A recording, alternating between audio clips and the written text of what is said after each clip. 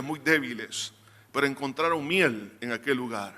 Y dice la Biblia, y sus ojos fueron abiertos. Una expresión que significa, y volvieron a tener ánimo, fuerza, por causa de todo el azúcar y todas las proteínas y todos los elementos que tiene la miel. Hoy en día también, como soldados de Cristo, cada uno de nosotros nos cansamos en nuestras batallas, pero encontramos la dulce miel de la presencia de Cristo Jesús. La gracia de nuestro Señor Jesucristo, la que nos fortalece y nos ayuda para seguir adelante. El apóstol Pablo encontró en esa gracia todos los recursos necesarios para terminar su carrera y llegar a decir: he peleado la buena batalla, he acabado la carrera, he guardado la fe. Algunos se preguntan: ¿tendré yo esperanza de poder finalizar mi vida en victoria? Claro que sí, para todos hay esperanza. Lo importante es que sigamos los lineamientos de la palabra del Señor. Es por eso, hermanos, que en esta hora quiero hablar bajo el tema 4 requisitos para terminar nuestra vida en victoria. El primero de ellos lo encontramos en el versículo 5 y dice: pero tú sé sobrio en todo, soporta las aflicciones, haz obra de evangelista, cumple tu ministerio. Marcar la diferencia. El primer requisito, que se convierte en una gran necesidad.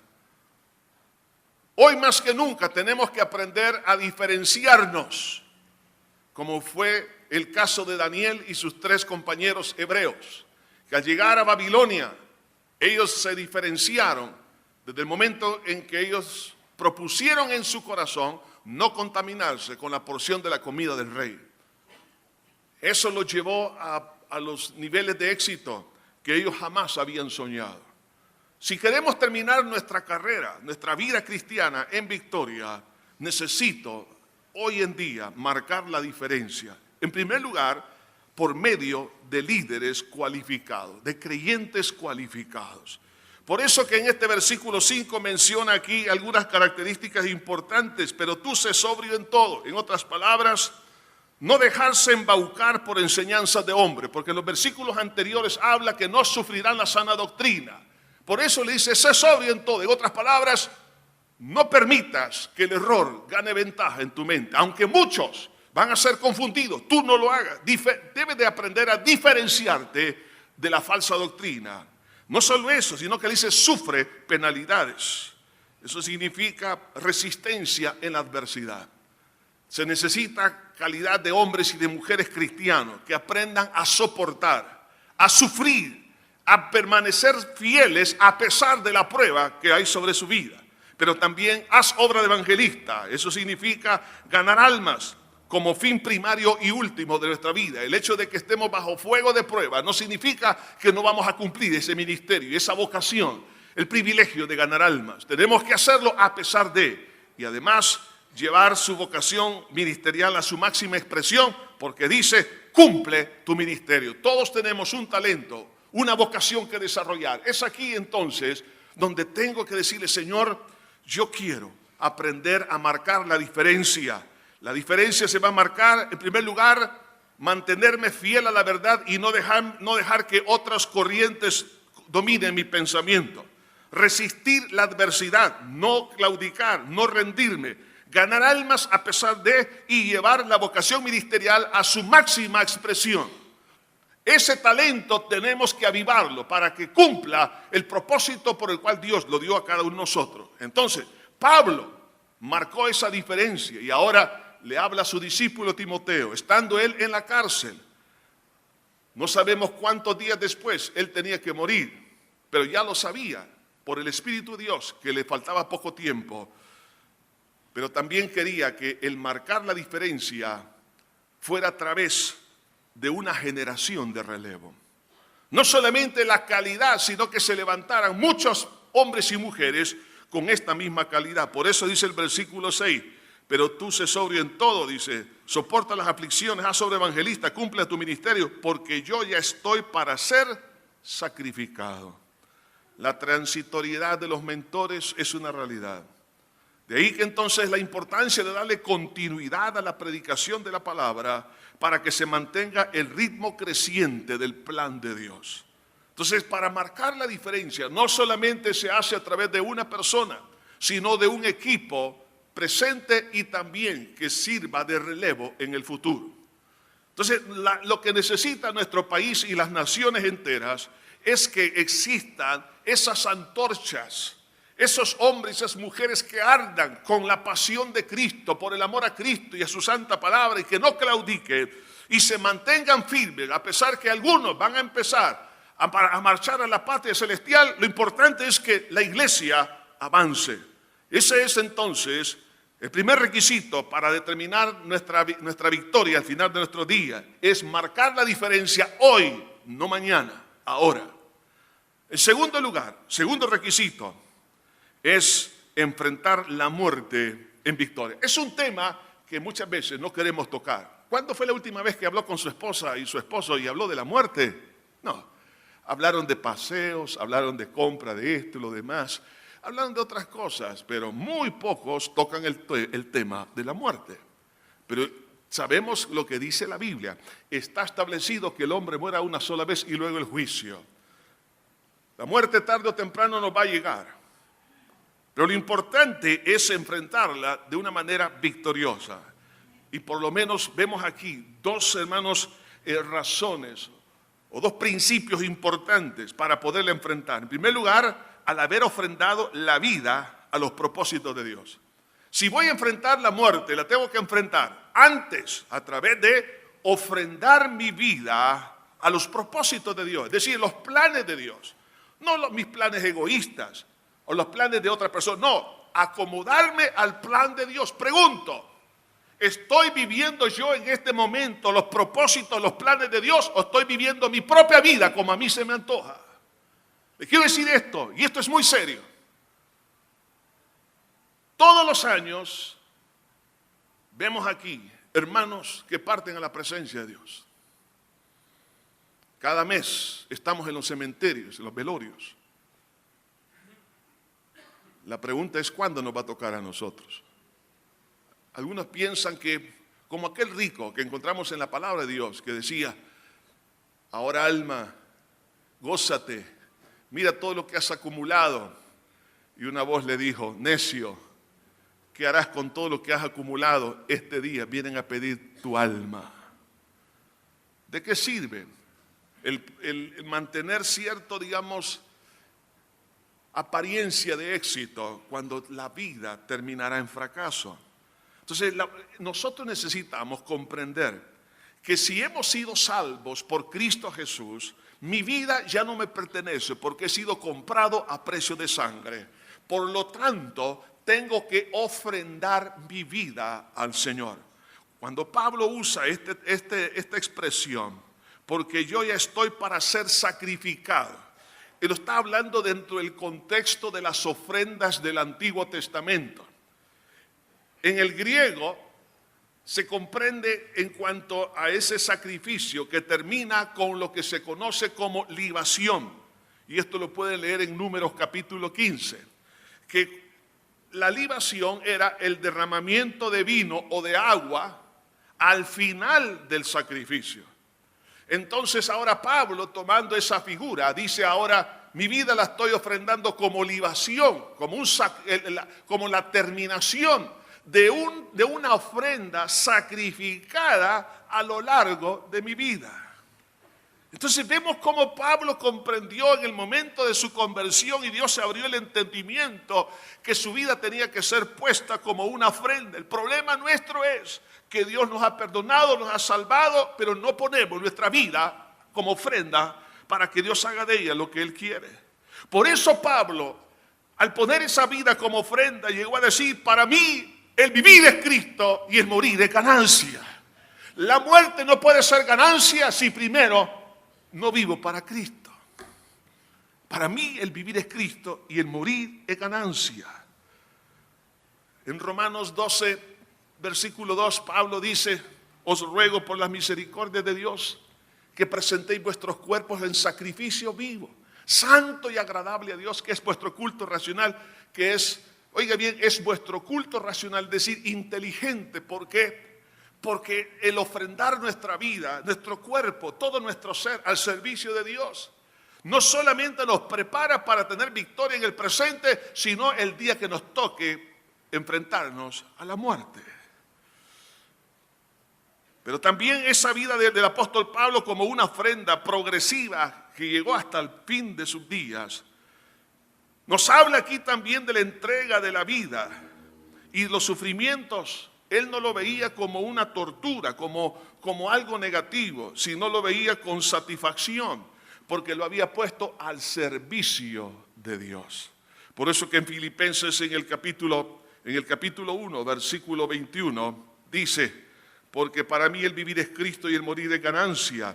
Mas si el vivir en la carne resulta para mí en beneficio de la obra, no sé entonces qué escoger. Pues de ambas cosas estoy puesto en estrecho, teniendo deseo de partir y estar con Cristo, lo cual es muchísimo mejor, pero quedarme en la carne es más necesario por causa de vosotros. Pablo entendía que su vida como una ofrenda a favor de otros era algo que lo motivaba, lo inspiraba, y también como una ofrenda a Dios. Esto le ayudaba a tener una perspectiva completamente diferente de la que la mayoría de las personas tiene hoy en día sobre la vida y sobre la muerte. Y es por eso que el día que nos toque enfrentar la muerte, debemos de estar preparados antes. Y eso tenemos que hacerlo ofrendando nuestra vida, pero también a través de aceptar una realidad. Y es que Dios sabe y Él ha determinado el día y la hora que usted y yo hemos de morir. Eso nos da confianza, porque si no ha llegado la hora de Dios para mi vida, no voy a morir. Voy a morir el día que Dios quiera, siempre y cuando me mantenga bajo el abrigo del Altísimo, bajo la sana doctrina, bajo la comunión con Dios. Porque cuando un hijo pródigo se arriesga de morir prematuramente, pero mientras se mantiene unido a Cristo, entonces Dios es el que determina el día y la hora en que nosotros hemos de partir. Por eso dice: el tiempo de mi partida está cercano. Pablo percibió por el Espíritu Santo que él tenía que partir de esta tierra. Ahora, el hecho de que Dios tenga la prerrogativa, eso nos da fortaleza. Estamos viviendo en un país sumamente violento, la muerte está por todas partes, las enfermedades, accidentes automovilísticos. Sin embargo, si nos mantenemos en los caminos del Señor, entonces Dios tomará control de nuestros enemigos que quieren prematuramente robarnos la vida. Esto puede ser una enfermedad. Les he contado y lo digo como testimonio. Hace 2 años, 4 meses, o 3 meses, 2 años, 3 meses atrás, estando en el hospital, entro por un problema del oído. Me hacen una resonancia magnética para ver cómo estaba el nervio auditivo y encuentran una bomba de tiempo, un tumor en la hipófisis. Lo normal es tener entre 6 a 19, es la medida del cortisol, una hormona que conduce la electricidad al corazón. Yo la tenía en ese momento en 0.29. Es como la última hebra de conducción eléctrica al corazón. Y uno de los médicos me dijo: ¿y por qué no se ha muerto?, me dijo. Y dije: ¿qué significa esa parábola? Me contó todo. Entonces me dijo: la verdad. Entonces yo dije: la verdad que yo no sabía que estaba a punto de morir. Pero como no era el día que Dios había terminado, todavía sigo vivito y coleando. Pero un día se va a llegar. Entonces, hermano, el apóstol Pablo vivió experiencias tan tremendas, amenazas a muerte. Por ejemplo, cuando se encontró en Listra, lo apedrearon, lo sacaron arrastrado. Sin embargo, aunque los demás pensaban que había muerto, pero él no. Al día siguiente estaba predicando en Berea. Vemos como los problemas que le acontecieron en Éfeso, cuando él dice que batalló contra fieras. Está hablando de momentos difíciles en su vida. Vemos cuando dice en la segunda epístola a los Corintios, dice: no quiero, hermanos, que ignoréis de las tribulaciones que nos sobrevinieron en Asia, que fuimos abrumados sobremanera y llegamos a perder la esperanza de conservar la vida. Oiga, llegamos a perder la esperanza. O sea, Pablo dijo, hoy aquí me muero. Pero dijo él, pero esto aconteció para que no confiásemos en nosotros, sino en aquel que resucita a los muertos. Entonces, no era el tiempo de Pablo. Vemos cuando Pablo llega a Jerusalén con Timoteo, una multitud enardecida lo golpea. Estamos hablando de hombres fuertes que lo empezaron a golpear. Una multitud, hermanos. Piense lo que eso ha sido. Cómo su cuerpo recibía el impacto de golpes, de patadas, de golpes, puntapié, lo que sea. Con las cosas que tenían en la mano, hasta que llegó el tribuno romano con una patrulla. Y luego toma a Pablo. En peso, dice la Biblia. Lo llevaban para rescatarlo de la muerte. ¿Por qué él no murió? No era su día. Cuando iba camino a Roma, en esa embarcación juntamente con muchos presos, la embarcación se hizo pedazos, quedaron como náufragos todos en alta mar, en un huracán llamado Euroclidón en el Mediterráneo. ¿Por qué no murió? Porque no era la hora de él. Llega a la isla de Malta y mientras todos se estaban calentando en una fogata y Pablo ayudando a buscar leña seca, en ese momento una víbora se le prende la mano. Los nativos de aquel lugar, conociendo el veneno mortal de esa víbora, ellos decían, va a morir. Pero él se la sacudió en el fuego. ¿Por qué no murió? Porque no había llegado su hora. Vemos en su primer encarcelamiento en Roma, muy probablemente también eso significaba muerte para él, pero dice, fui librado de la boca del león. En la segunda epístola a los Corintios, en el capítulo 11, 2 Corintios 11, nos habla un poco más en detalle acerca de muchas de las cosas que le acontecieron. Estamos hablando, o más bien, de algunas de las cosas que le acontecieron. En el capítulo 11, versículo 23 dice, yo más en trabajos, más abundantemente, en azotes sin número, en cárceles, más en peligro de muerte. Oiga esto, muchas veces estuvo a punto de perder la vida. De los judíos 5 veces he recibido 40 azotes menos 1.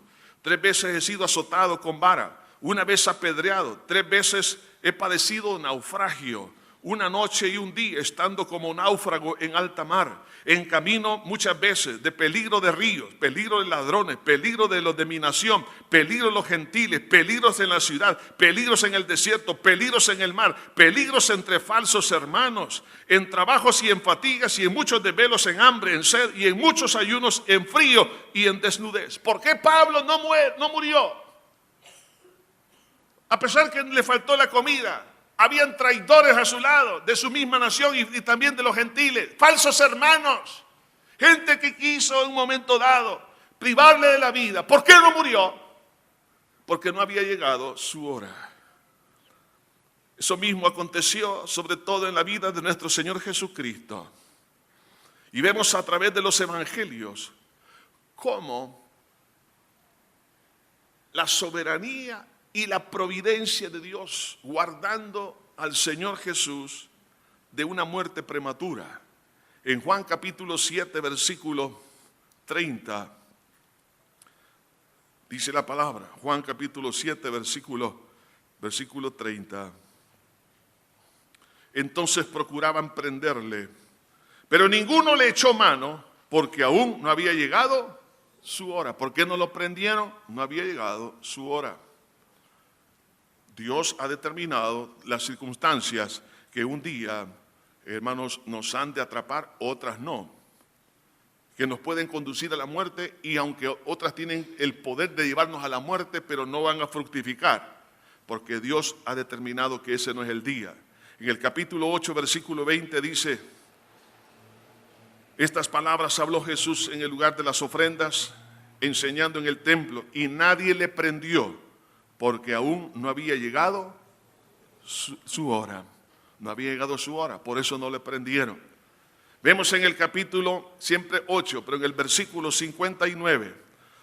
Tomaron entonces piedras para arrojárselas, pero Jesús se escondió y salió del templo y atravesando por en medio de ellos se fue. ¿Por qué no lo mataron? ¿Por qué no murió? Porque no había llegado su hora. Capítulo 10, versículo 31 al 33. Dice así, entonces los judíos volvieron a tomar piedras para apedrearlo. O sea que era una costumbre de ellos, ¿no? Ya vemos aquí en lo que hemos leído, 3 veces tomaron piedras para arrojárselas. Jesús les respondió: muchas buenas obras os he mostrado de mi Padre. ¿Por cuáles de ellas me apedreáis?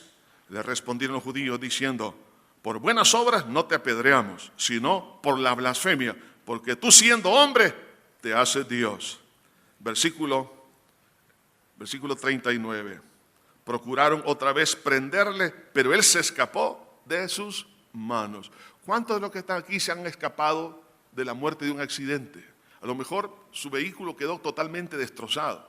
Usted entró a un hospital con un pronóstico positivo y de repente se complicaron todas las cosas y estuvo usted a punto de fallecer. ¿Pero por qué no murió? Porque su hora no había llegado. ¿Por qué algunos niños mueren? Porque su hora ha llegado. Sencillamente. No importa la edad, lo importante es morir el tiempo y la hora que Dios ha determinado. Capítulo 12, versículo 23. Dice la Escritura: Jesús le respondió diciendo: ha llegado la hora para que el Hijo del Hombre sea glorificado. ¿Quién establece la hora? Es Dios. Y Jesús, Él está estableciendo su hora. Ha llegado la hora. Porque Él dijo: tengo potestad para poner mi vida y tengo potestad para volverla a tomar. Jesús sabía el día y la hora que Él tenía que morir en la cruz del Calvario. Y Él dice: ha llegado la hora. En el capítulo 13 de Juan, versículo 1 dice: antes de la fiesta de la Pascua, sabiendo Jesús que su hora había llegado. O sea, Él sabía que su hora había llegado. ¿De qué? De morir en la cruz del Calvario. Por eso que en el capítulo 17, versículo 1, dice el Señor: estas cosas habló Jesús levantando los ojos al cielo y dijo: Padre, la hora ha llegado. El día y la hora que Dios ha establecido, ese será el día que hemos de partir. Por tal razón, con este nivel de confianza, podemos enfrentar la muerte. Primero, al haber aceptado a Jesús como nuestro único y suficiente Salvador. Recuerde que nadie es salvo por pertenecer a una iglesia. El hecho de usted venir a esta iglesia cristiana Josué de las Asambleas de Dios, a usted no lo hace salvo. Lo que lo hace salvo es que Cristo entre a su corazón cuando usted se ha arrepentido de sus pecados y ha puesto la fe únicamente en su muerte expiatoria para el perdón de todos ellos. Y luego el poder ofrendar su vida como olor grato delante de Dios para que Dios le use y termine su vida, su carrera, diciendo: Señor, gracias porque cumplí el propósito que tú me habías establecido. Entonces eso va a traer gran satisfacción, y no solo eso, sino que el hecho de poder aceptar que Dios ha determinado el día y la hora para mi vida, Él toma el control de todas las circunstancias. Entonces, por eso la Biblia nos dice en el Salmo 116, versículo 15: estimada es a los ojos de Jehová la muerte de sus santos. O sea, para la familia es una tristeza, es lágrimas, y es correcto. Pero para Dios es el día esperado. ¿Por qué? Porque nos quiere tener a nosotros allá. La familia quiere tener a su ser querido y lloramos. Sí, es correcto llorar. Pero Dios, ahí en el cielo hay un regocijo. Por eso dice: estimada es a los ojos de Jehová la muerte de sus santos. Así que la decisión soberana de Dios en ese día, hermanos, es el mejor que nos puede acontecer. Y Pablo también percibía que ya sus días estaban ya contados. Por eso dice: he peleado la buena batalla, he acabado la carrera, he guardado la fe. ¿Por qué podía él decir eso? Sencillamente porque él sabía que tenía el pasaporte visado con la presencia de Cristo en su corazón, porque Jesús dijo: el que cree en mí, aunque esté muerto, vivirá. Gloria al Señor. Entonces, teniendo a Cristo, podemos enfrentar entonces la muerte. Entonces, eso, hermanos, es fundamental para poder tener victoria en nuestro último día. Además de eso, el tercer requisito es considerar la batalla de la fe como un privilegio grandioso. Hoy nos quejamos de las pruebas, de las tribulaciones, de dificultades, pero tengo que verlo como un privilegio. ¿Por qué? Porque ninguna de las batallas a lo largo de la vida cristiana nos ha robado la fe en Cristo, nuestro Salvador. Todos nosotros hemos pasado dificultades. Sin embargo, podemos decir hasta este día: Ebenezer, Gloria a Dios, ¿sí o no? Hasta aquí nos ha ayudado Jehová. Y podemos decir, gracias Señor. Todos hemos pasado momentos de pruebas, enfermedades, tribulaciones, dificultades. Satanás nos ha querido robar la fe. Los demonios se han confabulado. Ha habido confusión. Las falsas doctrinas han entrado para robarse la fe. Las injusticias que muchos han sufrido, tentaciones, el pecado, la vieja naturaleza, la traición, las decepciones, la hipocresía, tantas cosas que Satanás usa para robar la fe. Sin embargo, podemos decir, he peleado la buena batalla, he acabado la carrera, he guardado la fe. Gloria al Señor. Por eso, mis hermanos, debo de considerar la batalla no como una frustración, sino más bien un privilegio grandioso, porque no me pudieron arrebatar la fe en Jesús. Job tuvo tanta batalla, pero él dijo, Jehová dio, Jehová quitó, sea su nombre bendito para siempre. Nadie le robó la fe. Satanás quiso, pero no pudo. Por eso podemos decir, hermanos, en medio de las pruebas, gracias Señor. Aunque hay dolor por un lado, pero por otro lado hay satisfacción. Porque al terminar esa batalla, ¿cómo vemos nuestra vida cristiana? Señor, gracias. Todavía sigo creyendo. Tú estás conmigo. Al contrario, yo me afirmo más. Tengo deseo de consagrarme hasta la muerte, Señor. Porque Dios nos ayudó en librar esa batalla. Ahora, hermanos, no solamente por la victoria contra nuestros enemigos, que tenemos una pelea como soldados, que es la manera importante para poder considerar la batalla de la fe como un privilegio grandioso, por ese triunfo maravilloso de Cristo experimentado a lo largo de nuestra vida cristiana, sino también, hermanos, por el cumplimiento de la misión encomendada. Si quiero, hermanos, terminar o considerar más bien la batalla de la fe como un privilegio grandioso, tengo que cumplir con la tarea que Dios me ha encomendado. Todos tenemos un talento. Ahora dice aquí, he acabado la carrera. Usa otra figura. La primera fue de un soldado. Ahora habla de un corredor, de un atleta. Y es una carrera de obstáculos, a la cual se refiere el apóstol Pablo. Entonces la vida cristiana así es. Hay muchos obstáculos en la vida, especialmente en el área del ministerio, en el área del servicio.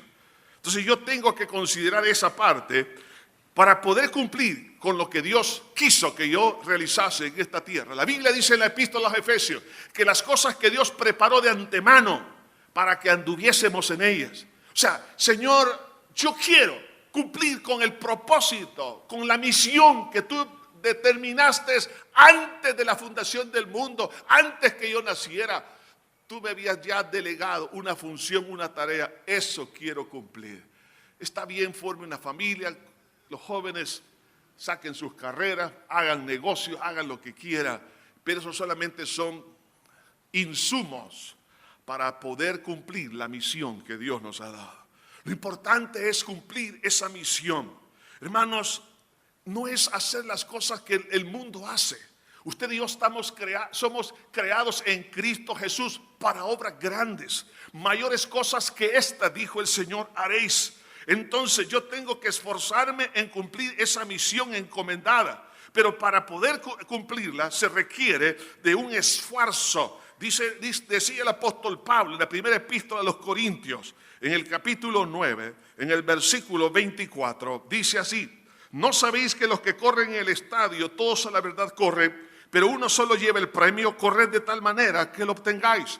Aquí habla de esfuerzo. Muchos corren, pero uno solo llega al final, en primer lugar.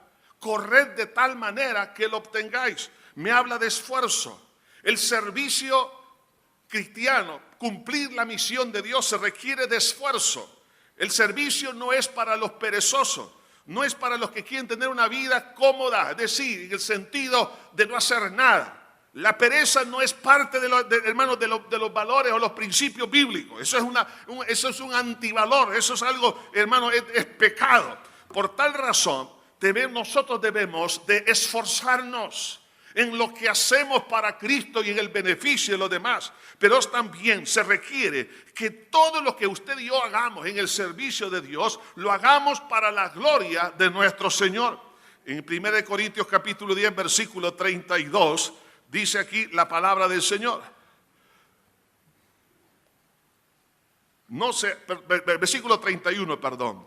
Si pues coméis o bebéis o hacéis otra cosa, hacedlo todo para la gloria de Dios. El servicio tiene que ser hecho para la gloria de Dios, no para la vanagloria nuestra, sino para la gloria de Dios, pero también para el beneficio de los demás. Versículo 32, no seáis tropiezo a judíos, ni a gentiles, ni a la iglesia de Dios, como también yo en todas las cosas agrado a todos, no procurando mi propio beneficio, sino el de muchos, para que sean salvos. El servicio es para beneficiar a los demás, no beneficiarnos a nosotros mismos. Se requiere, hermano, para cumplir la misión, también se requiere darle la importancia, o no darle importancia más bien, a los problemas. Capítulo 20 del libro, en el libro de los Hechos, versículo 24, dice: pero de ninguna cosa hago caso, ni estimo preciosa mi vida para mí mismo. ¿Cuántas veces dejamos de servir porque le doy mucho crédito a los problemas, a una enfermedad, a una crisis? Hermano, no hagamos caso a eso. Hagamos lo que Dios nos ha mandado a hacer. Es una carrera de obstáculos. El diablo va a tratar de ponernos alguna dificultad para tener una excusa de no servir al Señor. No podemos renunciar. Los dones, hermano, y el ministerio son irrevocables, hermano. Lo que Dios ha dado a usted y a mí, Dios nos va a pedir cuenta. En la parábola de los talentos, Dios le dio a uno un talento, a otro 2 y a otro 5. Y Dios va a pedir cuenta de lo que nosotros hayamos hecho. No podemos, hermanos, no podemos poner obstáculos, sino decir: de ninguna cosa hago caso, ni estimo preciosa mi vida para mí mismo, con tal que acabe mi carrera con gozo. Y oiga esto, y el ministerio que recibí del Señor. Tengo que hacerlo hasta la muerte. Pero también requiere, hermanos, para cumplir esa misión, aferrarme a la palabra de Dios. No debo de desanimarme por lo que yo veo, lo que escucho, sino aferrarme a la palabra. Cuando Pablo escribe a los filipenses, en el capítulo 2, en el versículo 16, dice: asidos de la palabra de vida, para que en el día de Cristo yo pueda gloriarme de que no he corrido en vano. Asidos de la palabra de vida. Hermanos, no me tengo que asirme de el testimonio de otros, porque muchos me van a dejar algunos huecos, algunos vacíos en mi corazón. No me van a inspirar, como yo también no puedo inspirar a ninguno, sino es Cristo el que inspira. Así también, hermanos, yo tengo que aferrarme a la palabra. Y es la palabra la que me va a dar el ánimo para servir. Pero también se requiere, hermanos, el poder inspirarnos en la victoria de Jesús en la cruz del Calvario. Por eso lo describe el apóstol en Hebreos capítulo 12, versículo 1. Por tanto, nosotros también, teniendo en derredor nuestro tan grande nube de testigos, despojémonos de todo peso y del pecado que nos asedia, y corramos con paciencia la carrera que tenemos por delante, puesto los ojos en Jesús, el autor y consumador de la fe. Para poder cumplir la misión, yo tengo que inspirarme en quién es Jesús. Hijo, por favor, yo sé que todos nosotros como padres fallamos. Sin embargo, si tu padre, tu madre te ha fallado, inspírate en Cristo Jesús. Esposa, inspírese en Jesús, no en su esposo. Esposo, inspírese en Jesús, no en su esposa. Inspírese en Cristo, no en la iglesia, en Jesús, el autor y consumador de la fe. Porque de otra manera me voy a desanimar y voy a abandonar el servicio a Dios. Y no, entonces no será un privilegio grandioso sufrir por la causa de Cristo, sino que será una pena, un dolor, una frustración. Mas Dios no nos ha llamado para caer en esas condiciones. Hermanos, por tal razón tengo que, hermanos, considerar la enorme victoria que Cristo ganó y lo ha hecho efectivo a lo largo de la vida de todos nosotros sobre nuestros enemigos, y cómo Dios ha ido cumpliendo su voluntad en el ministerio, porque Él es bueno y es maravilloso y misericordioso. Y eso nos llevará ¿a qué? A guardar la fe como un banquero, un tesorero. Lo más grande que usted y yo podemos tener no es la salud. Lo más grande es guardar la fe. Que ni la enfermedad, ni las tribulaciones, ni las obras del diablo nos han podido arrebatar, sino mantenernos firmes y decir: Jehová dio, Jehová quitó, sea su nombre bendito para siempre. Y el cuarto requisito para poder terminar nuestra vida en victoria es tener seguridad de la vida eterna. Dice en el versículo 8: por lo demás me está guardada la corona de justicia, la cual me dará el Señor juez justo en aquel día, y no solo a mí, sino a todos aquellos que aman su venida. ¿Por qué es importante tener seguridad de la vida eterna? Para poder comparar las aflicciones del presente con las bendiciones venideras. Pablo habla de ello. Esta leve tribulación, decía él, produce un eterno peso de gloria, una madurez espiritual en nosotros, las tribulaciones, pero también dice que no son comparables lo que sufrimos aquí con lo que hemos de recibir. Entonces, ¿por qué necesito tener ese marco de referencia de la seguridad de la vida eterna? No solamente para poder, hermanos, ver que es más grande el beneficio que los momentos difíciles, sino también, hermanos, para ver realmente cuán grandes son sus bendiciones y la inspiración, hermanos, que surge de la seguridad del triunfo de la obra de Cristo en la cruz del Calvario y en su resurrección, y nos inspira a seguir adelante y saber que, hermanos, la muerte fue vencida dentro del plan de Dios. Cuando el Señor Jesucristo se levanta entre los muertos, es ahí donde entonces la Biblia dice: ¿dónde está, oh sepulcro, tu victoria? Porque la muerte para un cristiano no significa derrota, sino que significa el instrumento para nuestra graduación en la patria celestial.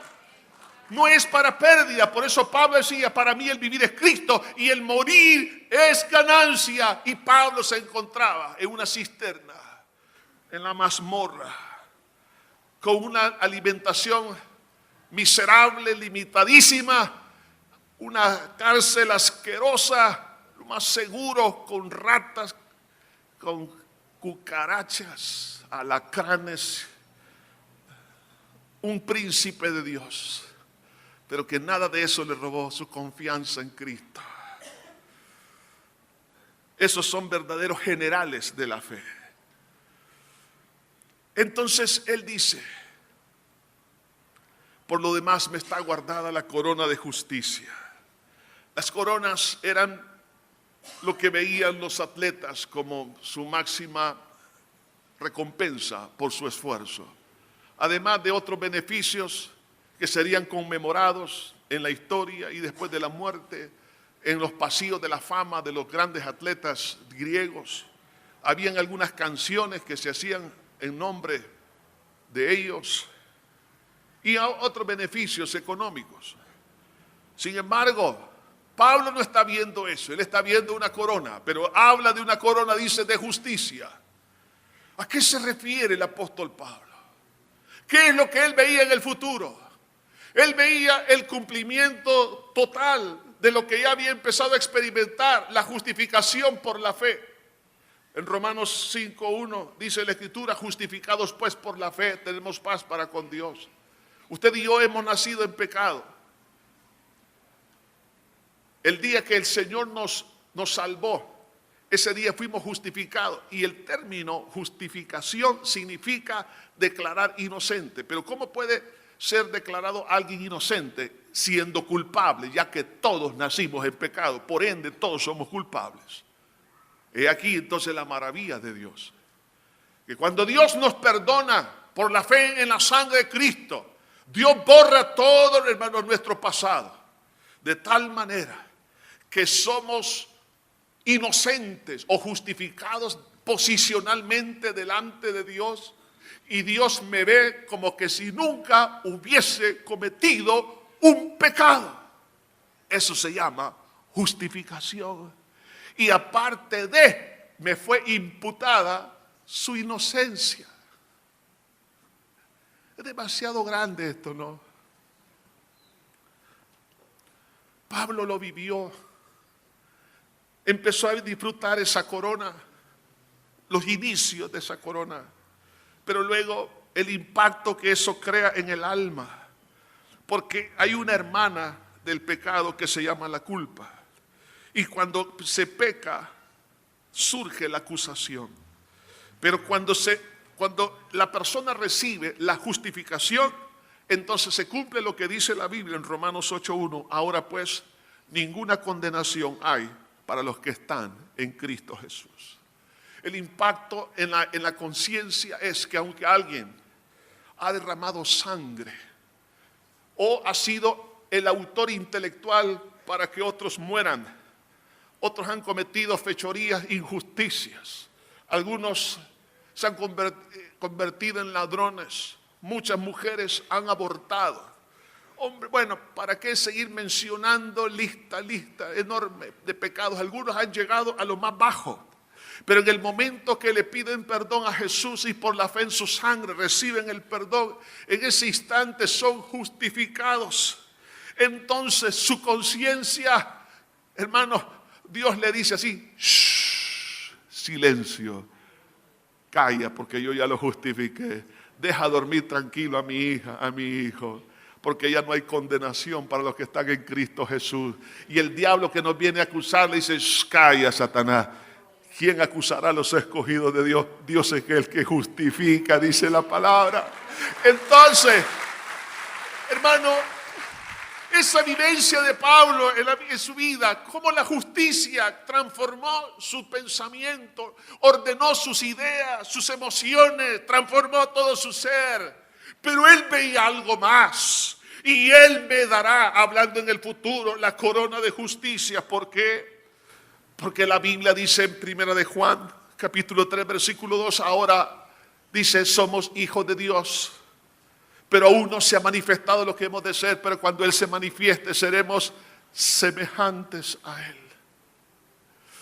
Es decir, que lo que hoy estamos viviendo es una pequeña sombra, es un anticipo, es una arra de lo que recibiremos un día, que lo plasma la palabra de Dios en la epístola de Judas, cuando dice en el versículo 24: y aquel que es poderoso para guardaros sin caída y presentaros sin mancha delante de su gloria con gran alegría. ¿Cómo lo va a hacer? No sé, pero Él lo va a hacer. Nos va a presentar, dice, sin mancha delante de su gloria con gran alegría. No vergüenza. Qué lindo, hermano, es que un día, aunque de las cosas que nos hemos avergonzado en esta tierra, en aquel día tendremos vestiduras blancas en representación o un simbolismo de una conciencia totalmente transparente, como Adán y Eva antes de pecar estaban desnudos y no se avergonzaban, y ellos así estaban en la presencia de Dios. Así será, hermanos, de tan diáfana la presencia y la experiencia con Dios, de tal manera que nuestra alma se va a sentir regocijada. ¿Por qué? Porque no existe nada que nos pueda ser imputado, mas Cristo lo pagó todo en la cruz del Calvario. Pero esto va en avance, porque en el capítulo 19 de Apocalipsis, en el versículo 5 dice: y salió del trono una voz que decía: alabad a nuestro Dios todos los siervos y los que teméis, así pequeños como grandes. Y oí como la voz de grande multitud, porque el estruendo, como el estruendo de muchas aguas, como la voz de grandes truenos, que decía: aleluya, porque el Señor nuestro Dios todopoderoso reina. Gocémonos y alegrémonos, Y démosle gloria porque ha llegado las bodas del Cordero y la esposa se ha preparado. Y a ella se le ha concedido que se vista de lino fino, limpio y resplandeciente, porque el lino fino, oiga esto, es las acciones justas de los santos. Corona de justicia, que es lo que estaba viendo Pablo. No estaba viendo la cárcel húmeda y sucia y la injusticia y todo lo que pasó a lo largo de su vida. No estaba trayendo a memoria esas cosas. Estaba viendo lo que un día llegaría a ser. Así como cuando Dios dijo, dejará el hombre a su padre y a su madre y se unirá a su mujer y los dos serán una sola carne. En una relación mística entre Cristo y la iglesia. Por eso en la Biblia se conoce a la iglesia como la esposa del Cordero de Dios. En la unidad matrimonial los dos llegan a ser uno. Un día en la voz del Cordero llegaremos a ser uno con Dios. Es decir, la semejanza que se perdió la vamos a recibir. Eso no entiendo, hermano, la verdad.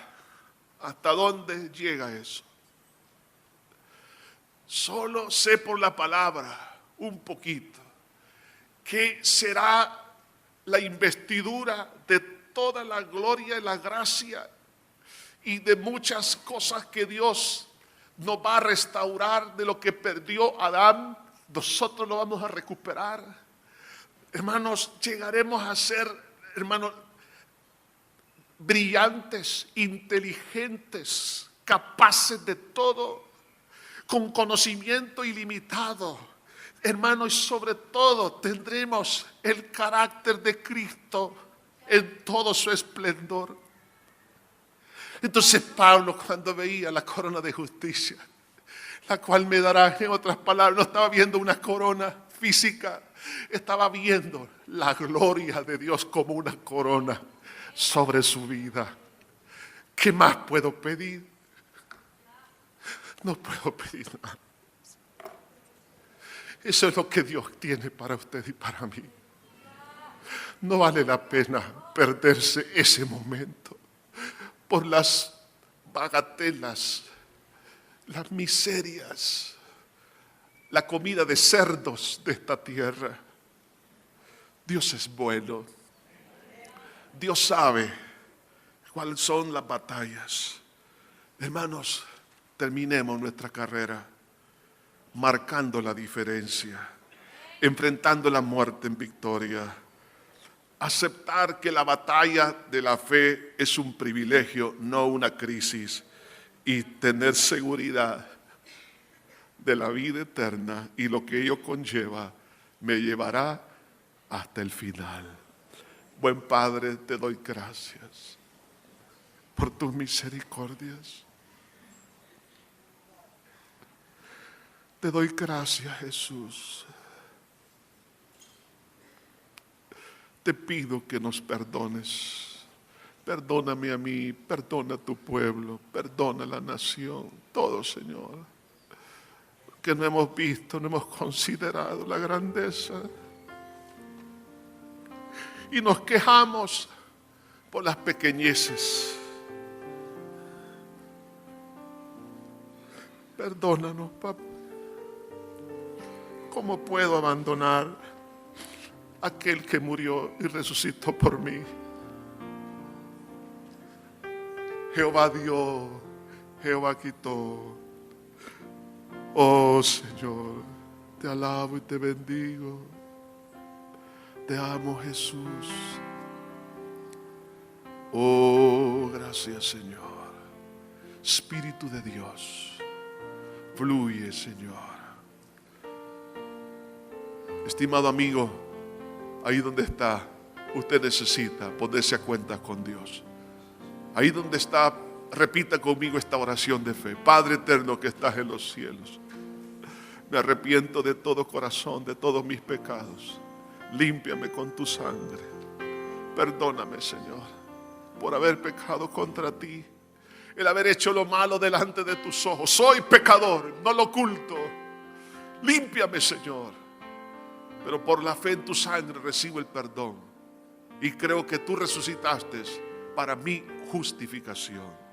Te recibo en mi corazón como mi Salvador y único Señor. Gracias. Gracias, Señor. Voy a pedir a las personas que nos ayudan a repartir los elementos de la cena del Señor. Lo pueden hacer todos aquellos que han aceptado a Jesús como su único y suficiente Salvador. Y pueden en este momento pasar, mis hermanos. Gracias, Señor. Gracias, Jesús.